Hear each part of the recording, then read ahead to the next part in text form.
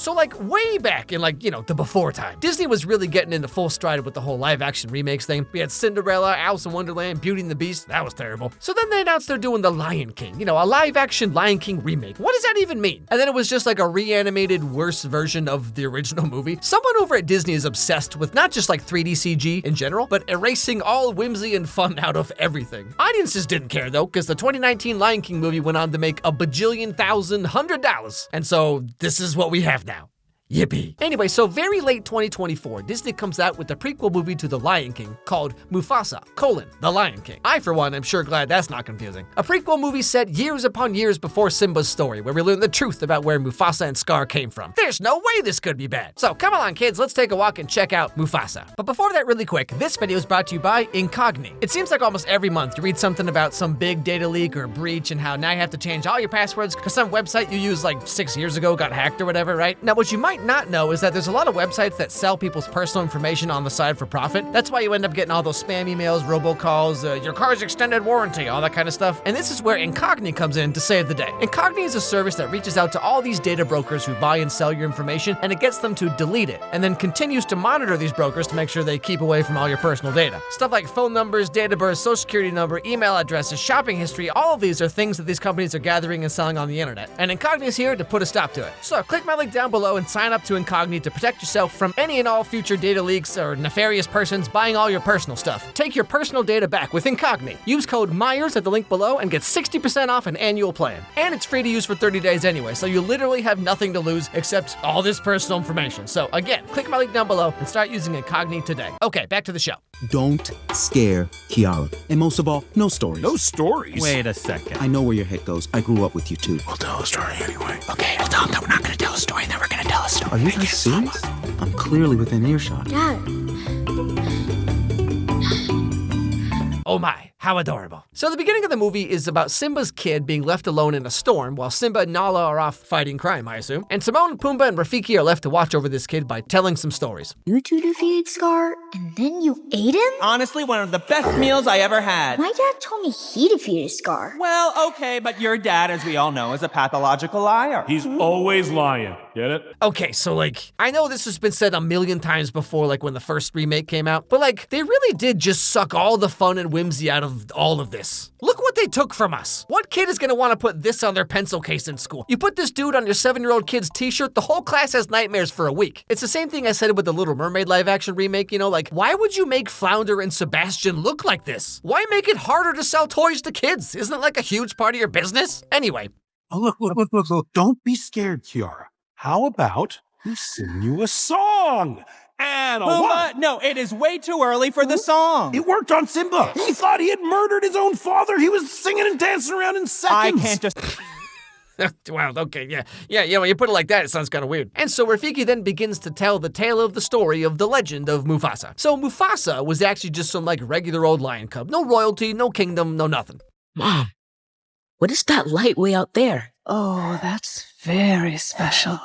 Beyond the horizon, beyond the last cloud in the sky, that's a place we call Milele. Malele? Then they sing a song about this magical place called Milele. And this like lip syncing with the hyper-realistic lions, it's so freaking weird. All the dialogue looks weird because like their mouths don't actually form any words, but the singing is just hilarious. like what is even happening here? Anyway, so the story goes that it hasn't rained in a long time over where Mufasa and his family live, but after singing a song, God just wants to shut him up. So it makes it rain so much that it just floods the whole area.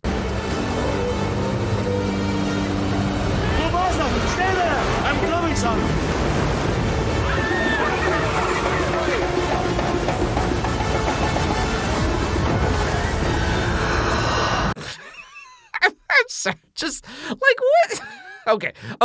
Like compare this to the same kind of thing from the 1994 Lion King, right?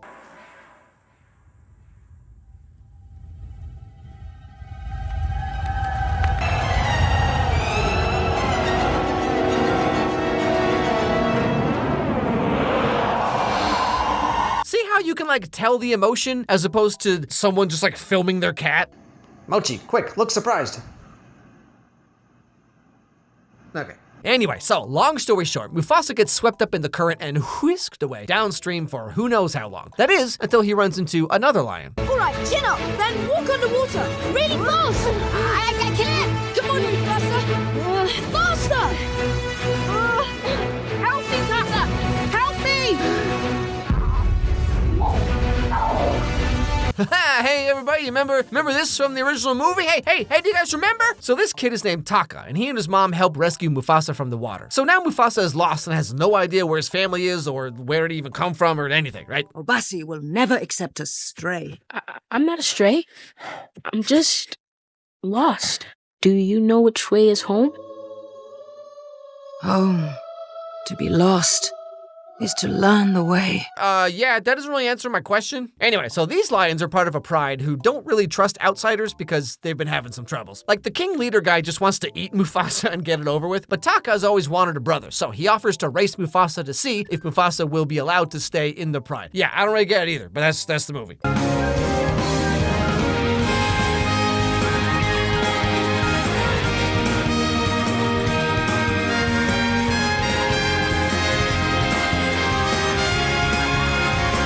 Okay, just another quick tangent here, but like this hyper giga realistic CG, like it's very impressive on a technical level, right? Like I'm sure this took a long time to do. But these movies are literally just about replicating the real world as close as they can. There's no artistry, there's no creativity, you just make it look real. There's no soul in this, you know what I'm saying? Like in the original Lion King movie, it was all about like how do you make lions talk and emote like people? And this was like a whole thing about understanding lions and also understanding human emotion. And then you mash them together with that Disney Renaissance magic, right? But this is just lions. I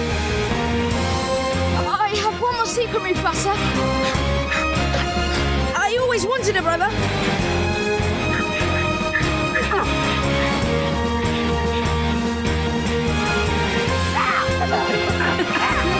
Anyway, so now Taka and Mufasa are best friends and they grow up together. But Taka's dad still doesn't really trust Mufasa all that much, so Mufasa has to live and hunt with the lady lions, ew, cooties, while Taka gets to sleep all day. Close your eyes and tell me what you hear, what you feel. There's a herd of antelope.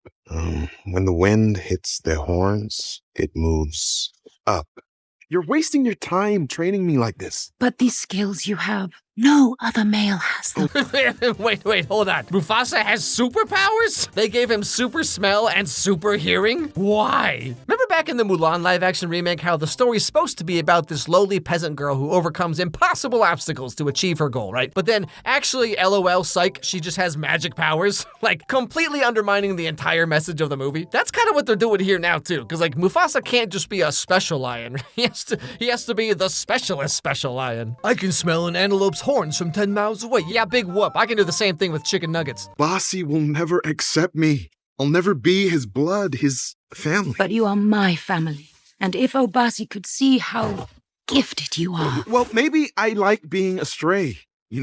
No rules, no responsibility. That's right, no job, no responsibilities, just picking up chicks with low self-esteem. Skateboard. Anyway, so one day, Mufasa's out with the lady lions, and they get attacked by these mysterious white lions. Mufasa saves Taka's mom, and in the process, they kill one of the white lions. Now, we also see that Taka was watching all of this, but he didn't warn them about it because he's kind of sort of getting jealous that his mom might love Mufasa more than him. Also, Mufasa just couldn't smell these dudes or Taka, but he could smell the antelope horns 18 miles away? Yeah, okay, Disney, whatever you say.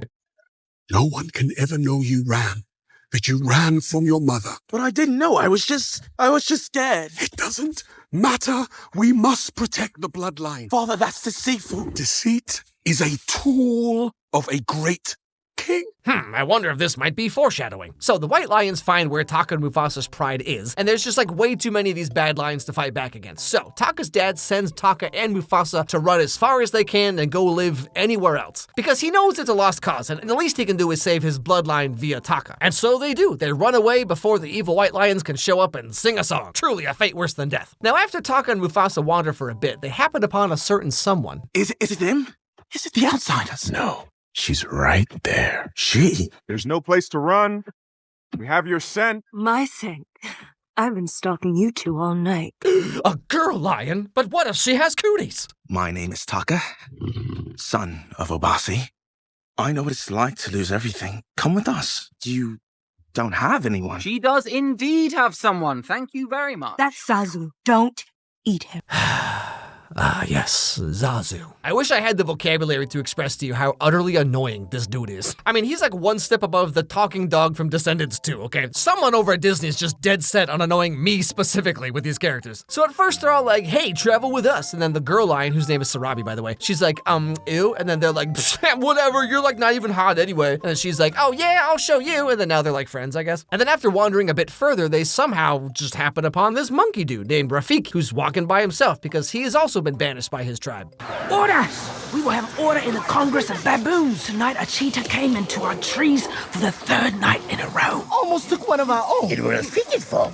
He summoned the beast with his dreams. Rafiki and his visions must be banished once and for all. Oh yeah, Rafiki also has magic powers? Actually, okay, to be fair, that's kind of in line with the original movie, so I'll let that one slide. But anyway, so after talking for about 20 seconds, now they're all friends. Wonderful. Another misfit stray we're not supposed to eat. Okay, now that there's 5 of us, why don't we all go around and say a fun fact about ourselves? Shut up, Zazu! Nobody cares! Now, turns out all of them have heard stories of this place called Milele, which is beyond the sun, over the horizon. There's no place for you to go. I am going forward. If you take my life, you will never find Milele. Wait, did you say Milele? That is where I'm going. Toward the light. Except, like, the sun rises and falls in different horizons, right? So, like, where are you going? Anyway, so as they wander farther and farther to wherever the heck, Taka kinda sorta ends up falling in love with Sarabi, even though they've only ever exchanged about 4 words. Help me. Help you how? It's Sarabi, Mufasa. She is the light my mother spoke of. What? She's special. The most amazing female I've ever met in my life. I don't know what to say to her. You've spent your life with females. Please, tell me what to say. Oh, trust me, it's real easy, Taka. You just send them relatable memes on Instagram, you know, where it's kind of like, I'm all panicked, but no disco, or why couldn't I have the good at math autism and not the wanna bang Garfield autism? Girls love this stuff. Listen when she speaks. Males have trouble with that one. Men, am I right, ladies? Tell her about the flowers. What flowers? The valley she comes from. There's flowers everywhere. Long stems. It's absolutely beautiful. I can smell them on her fur. And so Taka does his best to impress Sarabi, and it goes about as well as you might expect. You smell like a duck. What? Flower. A duck flower. How do you know about those flowers? Well, I inhaled you with my nose. Yes, Taka, exactly. Perfect. No notes. Anyway, so that doesn't go well, but they keep on keeping on. Just heading toward the horizon, hoping something happens. Yeah, Where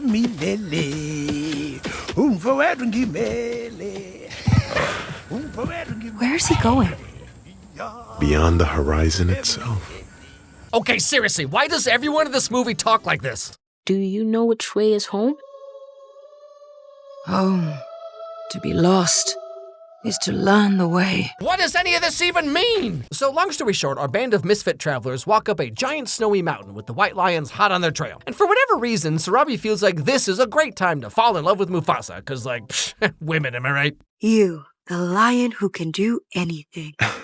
I see you, Mufasa. You smelled the outsiders on the wind, which means you're the one who smelled the flowers on my fur. It was a lucky guess. You can smell the exact flower from my valley. No, that's not possible. You saved me. I got you. Man, Sarabi's just like not taking no for an answer. Why won't you make out with me, Mufasa? Now, Taka sees all this and gets really mad because like Mufasa knows that Taka is so deeply in love with Sarabi and like how dare he let her fall in love with him, okay? Like rude. And so, logically, he sneaks off in the middle of the night to go talk to the white lions that are still chasing them. Because of Mufasa, I have no father. You lost a father, and I a son. Together, we can both have our revenge.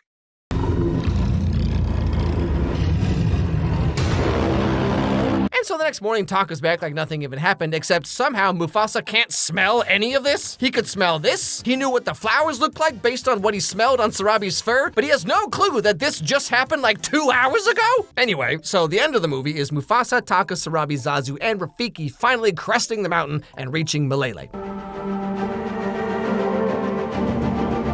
Mufasa, do you see? I don't believe it. The other side of the light. Oh. Milele. Wait, I'm sorry. Is this movie literally just Land Before Time? Is this dude Littlefoot? Now, right that second, the white lions show up and start doing their thing, you know? This is where the hunt ends, Mufasa. thanks to your brother. He left a trail of scars for us to follow. He made a deal to save himself. He gave us this kingdom. Tell me he's lying.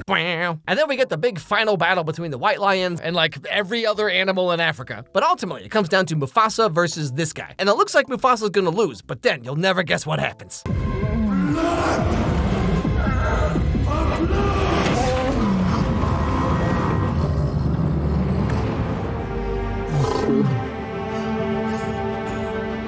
Please, don't kill him. Oh, Taka was Scar the whole time? I thought he was just a different eccentric British lion. And so Mufasa defeats Kimbo the white lion by overcoming his fear of water and crushing him with a giant rock, courtesy of your friendly neighborhood Rafiki. The earth will shake.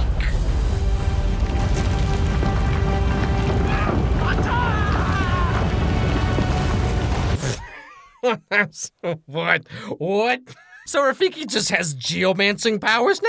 I was fine with the visions and all that, sure, whatever, but like, what is this? Is this Captain Planet? What is happening? Like, no joke, Rafiki creates Pride Rock with his magic. What? But yeah, so Mufasa and friends save the day and he becomes the leader of Malele. No more kings. We are all one. Please. Please. As long as I'm king, my brother will have a place here.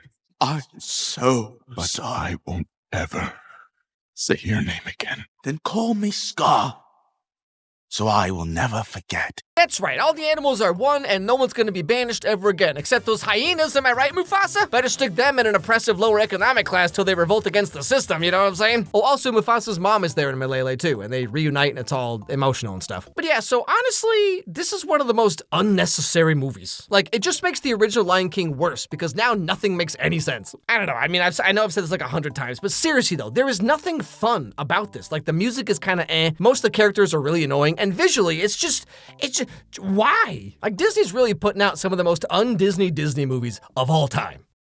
Hey everybody, thanks for watching this video. If you liked it, please watch another one, because that's how the algorithm works. So click on this one that's being recommended to you right now, right here on the screen. It actually helps a lot if you do that, because like that's how YouTube knows that my videos are worth caring about. Also, if you have any movies or TV shows you'd like to recommend, send me an email at alexmeyerscontact@gmail.com and I'll put them on my absurdly long list of movies that I need to get to at some point. Anyway, hope I made your day a little bit better, and I'll see you all next time.